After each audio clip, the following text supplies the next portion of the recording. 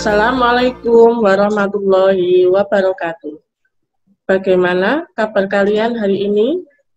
Semoga kita semua dalam lindungan Tuhan Yang Maha Esa dan selalu diberikan kesehatan untuk kalian dan keluarga dan untuk semuanya. Berjumpa lagi di pembelajaran daring prakarya untuk materi yang kedua, yaitu kerajinan bahan limbah keras. Seperti materi yang terdahulu, setelah kalian menguasai materi ini, Ibu harapkan juga menuntaskan semua tagihan, baik itu berupa tugas maupun produk kerajinan.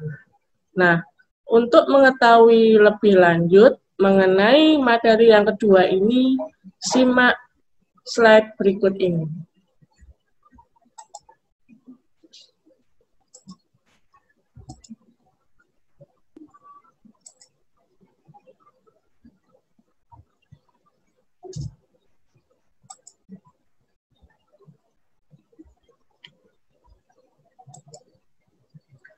Tujuan pembelajaran dari pertemuan kali ini yang pertama adalah memahami pengetahuan mengenai jenis, sifat, karakter, pengolahan dari bahan kerang, kaca, keramik. Memahami teknik pengolahannya, memilih jenis bahan yang akan diolah, memilih teknik pengolahan yang sesuai dari bahan tersebut, memahami bagaimana prinsip perancangan dan pembuatannya. Dan selain itu, kalian juga Ibu harapkan bisa merancang, membuat, dan menyajikan kerajinan yang berbahan limbah keras. Untuk lebih memotivasi kalian untuk menciptakan atau membuat kreasi dari kerajinan bahan limbah keras, silakan simak video berikut. Seperti inilah kesibukan sehari-hari Alfon Rosario Fernandez. Beragam sampah yang dikumpulkannya kemudian dipilah sebagai bahan pembuatan beragam kerajinan tangan bernilai ekonomis. Sejak membuat bank sampah pada 2 bulan terakhir, Alfon mengembangkan kreativitas dan berinovasi untuk memanfaatkan sampah yang ada menjadi benda berguna. Kursi, meja, pot bunga, hingga hiasan dinding dibuat Alfon menggunakan botol dan kardus bekas air mineral yang kemudian disusun dan dilapisi kain atau benda-benda yang bisa memperkokoh benda kreasinya. Produk yang saya buat adalah furniture. Furniturnya jadinya akan lebih tahan lama daripada kayu. Kalau kayu kan bisa kena hujan, ada rayap, rusak. Tapi kalau ini kena rusak, misalkan rusak sekalipun masih bisa diperbaiki. Sedangkan kayu ya harusnya dibuang. Meski terbilang baru menekuni daur ulang sampah, kreasi Alfon diminati warga di sekitar tempat tinggalnya. Promosi dari mulut ke mulut membuat pesanan beragam perabot daur ulang ini bertambah dari waktu ke waktu. Alfon pun berniat menambah jenis kreasinya termasuk beragam hiasan rumah. Harga perabot daur ulang ini variatif, mulai dari Rp300 hingga Rp750.000 untuk setiap jenis. Bagi yang berminat bisa datang langsung ke tempat tinggal Alfon di kawasan Jangli, Krajan Barat. Cahya Anindita, Kompas TV Semarang, Jawa Tengah. Nah, tadi kalian sudah menyimak video yang menyampaikan banyak pesan moral dan motivasi untuk kalian. Setelah kalian simak video tersebut, kita bisa mengambil beberapa manfaat, di antaranya banyak sekali inovasi yang sudah dikembangkan oleh masyarakat di sekitar kita. Salah satunya adalah mengolah limbah plastik dijadikan menjadi perabot rumah tangga. Tentunya hal ini membutuhkan kreasi dan ide yang luar biasa dari seorang pengrajin. Nah, Ibu harapkan dari pertemuan ini kalian bisa menciptakan produk-produk kerajinan tentunya yang unik dan menarik. Untuk selanjutnya, kita perlu mengetahui dulu apakah yang dinamakan sebagai kerajinan bahan limbah keras. Seperti yang kalian ketahui, kerajinan bahan limbah keras di sini berdasarkan untuk bahan yang digunakan berupa limbah. Nah, limbah yang bagaimana yang harus kalian gunakan? Tentunya yang berwujud keras, padat, tidak mudah dibentuk, ataupun tidak mudah diolah. Dan biasanya juga tidak mudah terurai dalam tanah. Seperti gambar-gambar yang ada dalam slide berikut ini, mulai dari abjad A sampai F, di sini merupakan beberapa contoh limbah keras. Seperti A, ini adalah gambar cangkang kerang. Yang B, ini adalah tulang. Yang C juga demikian, tulang ikan. D, ini adalah limbah sisik ikan. Yang E adalah limbah tempurung kelapa. Yang F di sini adalah limbah berupa potongan kayu. Nah, setelah kita mengetahui mengenai definisi dari limbah keras, kita juga harus mengetahui apa saja macam dari limbah keras tersebut. Seperti yang sudah kita ketahui sebelumnya, bahwasanya limbah keras di sini bisa kita peroleh secara yang pertama adalah alami. Nah, yang dimaksud dengan limbah keras organik atau alami di sini adalah limbah yang berwujud padat, keras, dan membutuhkan waktu yang lama untuk terurai dalam tanah. Tapi berasal dari alam. Misalnya apa? Cangkang kerang, sisik ikan, tulang ikan, ataupun tulang hewan berkaki 4. Tempurung kelapa, potongan kayu. Nah, tentunya bahan-bahan ini adalah bahan yang sering kita jumpai di daerah sekitar kita. Yang kedua adalah limbah keras anorganik atau yang dinamakan sebagai limbah keras buatan.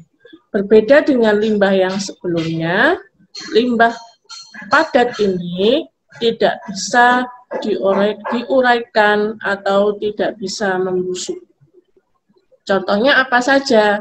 Seperti plastik, pecahan keramik, pecahan kaca, dan baja. Nah, apa bahayanya limbah keras anorganik ini kalau terakumulasi dalam jumlah yang sangat besar? Nah, tentunya ini akan membahayakan ekosistem yang ada di lingkungan kita. Berikutnya adalah pengolahan bahan limbah keras. Tentunya apabila kita ingin menghasilkan kerajinan dari bahan tersebut, kita harus mengolahnya berdasarkan beberapa tahap. Nah, biasanya kalau mengolah bahan limbah keras, hal-hal yang biasanya kita sering lakukan, kita bisa melakukan dengan 3 tahapan ini atau 3 cara ini. Yang pertama adalah sanitary landfill. Maksudnya bagaimana? Sanitary landfill yaitu suatu metode pengolahan sampah yang terkontrol dengan sistem sanitasi yang baik. Jadi, misalnya di suatu daerah menerapkan model sanitasi, biasanya masyarakat memberikan suatu metode untuk mengontrol bagaimana limbah keras tersebut bisa diolah dengan baik. Yang kedua adalah pembakaran atau yang biasanya dinamakan sebagai incineration, yaitu sampah atau limbah keras yang kita peroleh langsung dibakar di dalam alat yang dinamakan sebagai insinerator. Jadi, hasil pembakaran yang kita peroleh berupa gas dan residu pembakaran. Cara yang ketiga, kita bisa melakukan dengan penghancuran atau pulverization. Nah, pada tahapan ini biasanya kalau ada limbah keras dalam jumlah yang banyak dan melimpah, biasanya dilakukan penghancuran di dalam mobil pengumpul sampah. Nah, sisa-sisa atau hasil dari penghancuran tersebut itu berupa potongan yang biasanya bisa kita manfaatkan untuk menimbun tanah di suatu daerah. Proses pengolahan yang sederhana yang bisa kita lakukan kalau kita ingin membuat kerajinan dari bahan limbah keras. Yang pertama, ketika kita sudah memperoleh limbah yang sesuai dengan jumlahnya, hal yang pertama yang wajib kita lakukan adalah memilah. Memilah di sini yang dimaksud adalah menyeleksi bahan limbah keras sebelum dilaksanakan proses produksi. Jadi kita memilih limbah yang benar-benar bisa dibuat menjadi sebuah kerajinan. Langkah yang kedua adalah pembersihan. Nah, tentunya yang dikatakan sebagai limbah, tentunya banyak dijumpai kotoran atau sisa yang melekat pada bahan tersebut. Oleh karena itu, kita wajib atau kita harus membersihkan terdahulu bahan-bahan tersebut supaya tampak rapi dan bersih.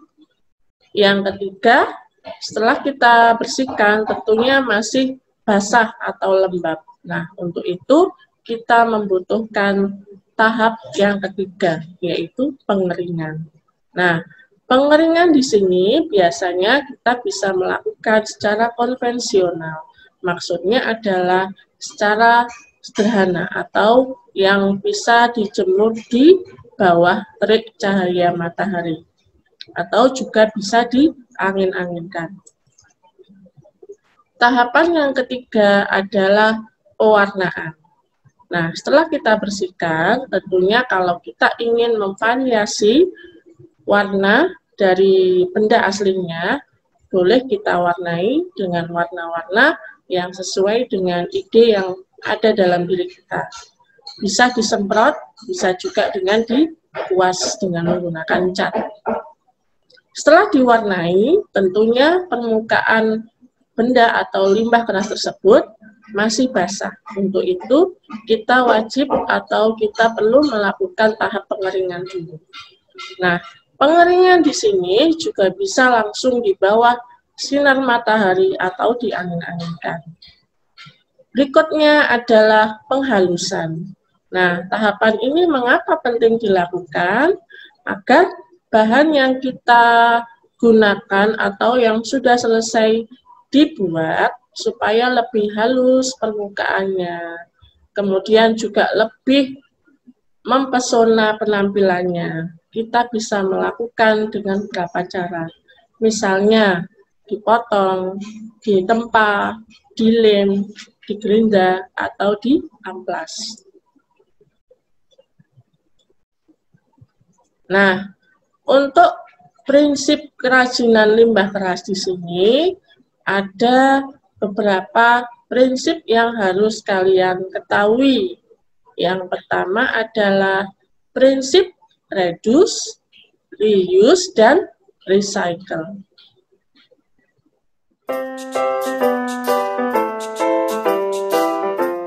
Setiap hari, aktivitas yang kita lakukan berpotensi menghasilkan sampah. Sampah yang dihasilkan biasanya berupa sampah organik, yaitu segala sesuatu yang mudah terurai, misalnya daun-daun kering, tulang, duri, dan lain-lain. Dan sampah non-organik atau sampah yang sulit diurai, misalnya plastik, logam, kertas, dan lain-lain. Karena dihasilkan setiap hari, pengolahan sampah yang kurang baik bisa menimbulkan masalah. Sampah yang dibuang sembarangan akan menumpuk, berbau, dan menjadi tempat berkembangnya penyakit. Sampah yang dibuang ke sungai bisa mencemari badan air dan mengakibatkan penyumbatan yang bisa berdampak banjir. Sampah yang dibakar juga akan mencemari udara, menurunkan kualitas lingkungan, dan bisa berdampak pada pemanasan global. Selain itu, penumpukan sampah yang tidak terkelola juga tentunya akan menurunkan nilai estetika kota secara keseluruhan. Kalau sudah begini, rusaklah lingkungan kita. Bagaimana caranya? Pengelolaan sampah yang baik menjadi kunci. Pengelolaan sampah harus berwawasan lingkungan, menetapkan prinsip kemandirian yang produktif, dan mengedepankan prinsip 3R. Apa itu 3R? 3R. 3R adalah singkatan dari reduce, reuse, dan recycle. Reduce adalah upaya mengurangi timbulan sampah. Contohnya, memakai tas belanja, mengurangi penggunaan tisu, mengurangi penggunaan pampers. Reuse artinya upaya menggunakan kembali bahan atau barang supaya tidak langsung menjadi sampah. Contohnya, botol plastik tidak dibuang tapi masih dapat kita gunakan menjadi vas atau tempat pensil. Recycle artinya menggunakan kembali bahan yang telah melalui proses pengolahan, misalnya plastik bekas diolah menjadi biji plastik yang kemudian bisa diproses menjadi benda-benda plastik seperti ember misalnya. Nah, program 3R ini bisa menjadi salah satu solusi untuk menata lingkungan dalam penanggulangan sampah, antara lain melalui pembangunan infrastruktur TPS atau tempat pengolahan sampah yang berprinsip 3R. Pembangunan TPS 3R dilaksanakan dengan metode berbasis masyarakat guna mengurangi timbunan sampah yang diangkut ke TPA atau tempat pemrosesan akhir dan memanfaatkan sampah sebagai sumber daya sehingga umur TPA menjadi lebih panjang. Penanganan sampah di TPS 3R ini meliputi pemilahan sampah, pengumpulan sesuai hasil pilahan, proses pengolahan dengan metode composting dan daur ulang, dan pengangkutan residu ke TPA. Kegiatan berbasis masyarakat sangat menekankan pada partisipasi masyarakat, mulai dari tahap perencanaan, pelaksanaan, pengelolaan, sampai dengan pengawasan. Ini juga dilakukan pada program pembangunan TPS 3R. Program ini melalui beberapa tahapan, yang semuanya melibatkan peran aktif masyarakat, yaitu perencanaan. Tahapan ini dimulai dengan pemilihan lokasi melalui metode selotip atau seleksi lokasi partisipatif. Dilanjutkan dengan sosialisasi program, pembentukan kelompok swadaya masyarakat atau KSM, dan tim swakelola. Dalam tahapan ini, KSM didampingi tenaga fasilitator lapangan atau TFL membuat dokumen perencanaan yaitu RKM atau Rencana Kerja Masyarakat sebagai dasar persyaratan bantuan dari pemerintah melalui Satuan Kerja Pengembangan Sistem Penyihatan Lingkungan Pemukiman Daerah Istimewa Yogyakarta. Pelaksanaan. Masyarakat didampingi TFL melaksanakan tahapan pembangunan TPS 3R. Dalam tahapan ini, KSM dari tim swakelola menjadi pengelola kegiatan baik dari segi keuangan maupun segi teknis. Pengelolaan pasca konstruksi. KSM mengelola TPS 3R dengan cara mengolah sampah yang ada dengan memanfaatkan iuran dari pelanggan untuk biaya operasional, serta mengembangkan TPS 3R. Misalnya, membuat suatu bisnis plan dengan menjual kompos maupun sampah hasil pilahan karena sampah juga masih memiliki nilai jual, sehingga dapat meningkatkan ekonomi masyarakat.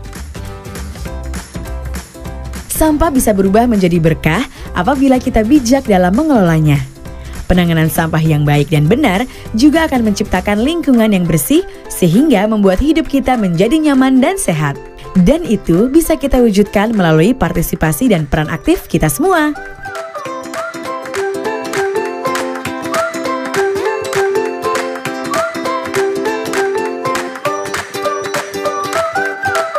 Tadi kalian sudah menyimak cuplikan video mengenai bagaimana prinsip kerajinan limbah keras dengan memperhatikan prinsip 3R. Tentunya kita membutuhkan partisipasi dari kalian untuk menciptakan lingkungan sekitar yang bersih, baik itu di rumah kalian ataupun di dalam atau di luar lingkungan. Tentunya dengan prinsip 3R di situ harus dilaksanakan dengan baik dan runtut. Kalau kita tidak memulai dari diri sendiri, siapa lagi yang akan memulainya? Nah, ini adalah beberapa contoh produk kerajinan bahan limbah keras. Yang pertama, kalian tahu ini gambar apa? Ini adalah gambar bros. Nah, biasanya bros ini identik dengan perempuan. Yang kedua, ini ada botol bekas plastik yang bisa kita modifikasi menjadi pot tanaman. Berikutnya, di sini ada produk berupa bahan tempurung kelapa yang bisa kita gunakan untuk tempat minum. Ini juga ada bros dari sisik ikan. Ini juga ada modifikasi dari limbah plastik. Nah, untuk pertemuan selanjutnya, untuk memperjelas atau memperdalam isi materi ini, tentunya seperti materi yang terdahulu, kita urai satu persatu berdasarkan tugas kelompok. Nanti kita akan membagi kelompok seperti yang kemarin, kelompoknya tetap anggotanya, tapi materi yang kalian sajikan kepada teman-temanmu ataupun kepada Bu Dwi, silakan nanti membahas dari poin A atau sampai H sesuai dengan pemilihan yang sudah kita laksanakan. Nah, tentunya bagaimana atau apa saja yang harus kalian uraikan dalam presentasimu nanti. Misalnya, di sini ada kerajinan dari limbah cangkang kerang. Nah, berarti kamu harus menjelaskan terdahulu cangkang kerang itu sifat atau karakternya yang bagaimana. Kemudian, cara mengolahnya seperti apa? Apakah ada tahapan-tahapan khusus seumpamanya masih berupa limbah yang bisa kita modifikasi atau kita buat menjadi kerajinan. Untuk yang berikutnya, setelah kita menjelaskan mengenai tahapan-tahapan pengolahannya, kemudian alat bahan apa yang dibutuhkan, pengemasannya seperti apa. Nah, saya rasa sudah jelas untuk pertemuan kali ini. Saya ucapkan terima kasih. Nah, anak-anak, saya harapkan kalian tetap semangat dalam belajar. Apapun yang terjadi dalam kondisi yang terakhir ini, dengan pandemi COVID yang masih berlangsung, saya mohon kalian tetap bersemangat. Itu kuncinya.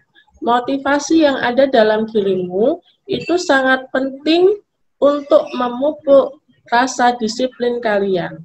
Untuk itu, saya harap kalian tidak bosan atau tidak malas untuk mengerjakan tugas atau menuntaskan semua tagihan dari sekolah. Terima kasih. Apabila ada kekurangan atau mungkin ada hal yang ingin kalian tanyakan, silakan bisa menghubungi Bu Dwi via WA atau mungkin Japri atau bagaimana. Nanti silakan kalian sampaikan kesulitanmu apa, insya Allah Ibu bantu untuk mengatasinya. Nah, anak-anak, saya rasa untuk pertemuan kali ini cukup. Terima kasih atas perhatian kalian. Mohon maaf yang sebesar-besarnya apabila dalam pembelajaran ini masih banyak kekurangannya. Wassalamualaikum warahmatullahi wabarakatuh.